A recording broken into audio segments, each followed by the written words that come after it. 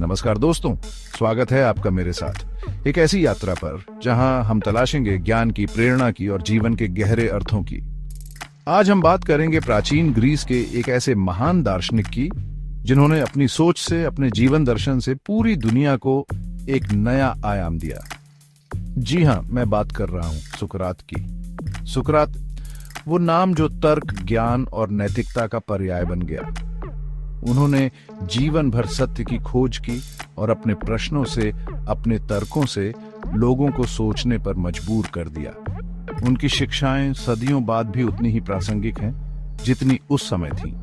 तो आइए आज हम सुकरात की कुछ प्रेरक कहानियों के माध्यम से उनके ज्ञान को समझने का प्रयास करते हैं और देखते हैं कि कैसे उनकी सीख हमें एक बेहतर इंसान बनने में मदद कर सकती है। कहते हैं ज्ञान की प्यास ही इंसान को सच्चा ज्ञानी बनाती है। ये प्यास ही है जो हमें सच्चाई की खोज में आगे बढ़ने के लिए प्रेरित करती है। लेकिन ये प्यास कैसी हो?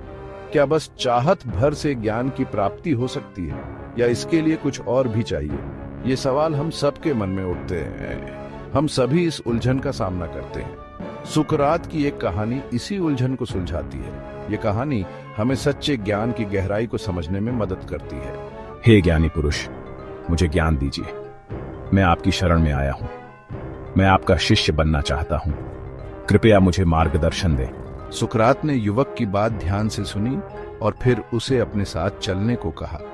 उन्होंने युवक को एक महत्वपूर्ण सबक सिखाने का निर्णय लिया। वे दोनों चलते चलते एक नदी के किनारे पहुंचे।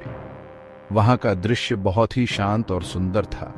युवक को समझ नहीं आ रहा था कि आखिर सुकरात उसे यहाँ क्यों लाए हैं। उसके मन में कई सवाल उठ रहे थे। तभी अचानक सुकरात ने युवक का सिर पकड़ ढहा और उसे पानी में डुबो दिया। यह घटना अप्रत्याशित थी। युवक घबरा गया। वो पानी में छटपटाने लगा। उसे कुछ समझ नहीं आ रहा था। सांस लेने के लिए वो टीडीडी अचपी रहा था। उसकी हालत बहुत ही खराब हो गई थी। कुछ देर बाद जब सुकरात ने देखा कि युवक अब और नहीं रुक सकता, तो उन्होंने उसे पानी से बाहर निकाल लिया। युवक ने राहत की सांस ली। आपने ऐसा क्यों किया? आप मुझे मारना चाहते थे क्या? युवक ने घबराते हुए पूछा। बेटा, जब तुम पानी में डूबे हुए थे तब तुम्हें किस चीज की सबसे ज्यादा चाहत थी? सुकरात ने शांतिपूर्वक पूछा। सांस की। मुझे बस सांस चाहिए थी, युवक ने तुरंत उत्तर दिया। जब तुम्हारी ज्ञान की प्यास उतनी ही प्रबल होगी जितनी अभी सांस लेने की थी, तब तुम्हें सच्चा ज्ञान प्राप्त होगा, सुकरात ने गंभीरता से कहा। सुकरात की ये सीख आज भी उतनी ही सत्य है। यह हमें सिखाती है कि सच्चे ज्ञान के लिए कितनी गहरी प्यास होनी चाहिए। सच्चा ज्ञान पाने के लिए हमें उसी तीव्रता से उसकी इच्छा करनी होगी जैसे कोई डूबता हुआ इंसान सांस के लिए तरसता है। यही सच्चे ज्ञान की पहचान है।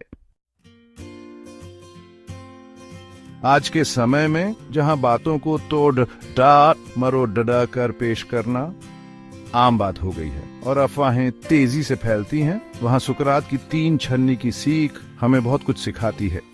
ये हमें सोचने पर मजबूर करती है कि हम जो सुनते हैं और कहते हैं उसका क्या महत्व है। महाराज, मुझे आपके एक मित्र के बारे में कुछ बताना है। यह बहुत महत्वपूर्ण है।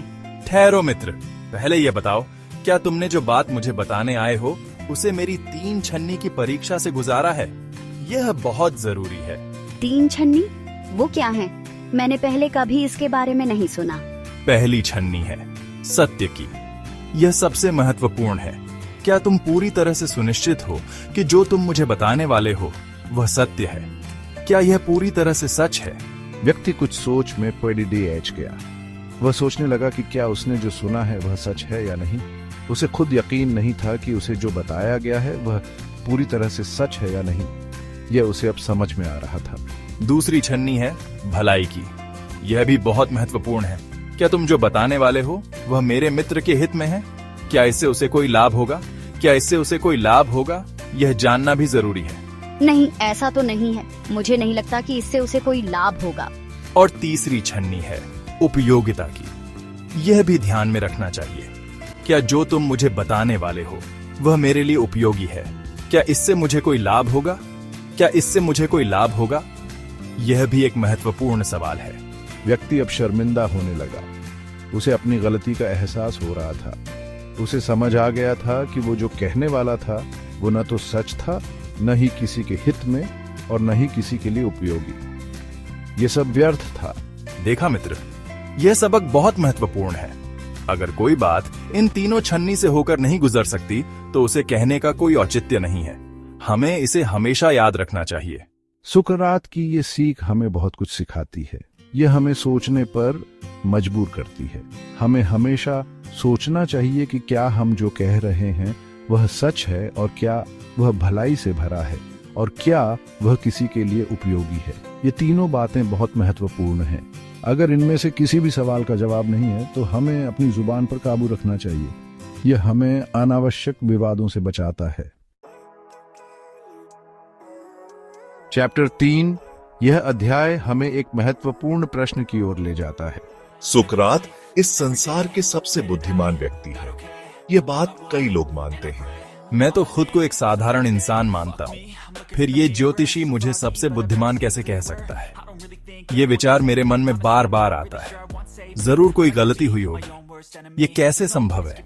कभी कभी जीवन में हमारी सबसे बड़ी गलती खुद को सर्वज्ञानी मान लेना होती है। ये सोच हमें आगे बढ़ने से रोकती है। हमें लगता है कि हम सब जानते हैं, जबकि हकीकत में हमारी समझ एक छोटी सी बूंद के समान है विशाल ज्ञान के सागर में।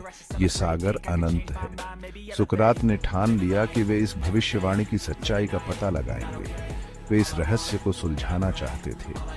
वे अलग अलग क्षेत्रों के ज्ञानी लोगों से मिलने लगे।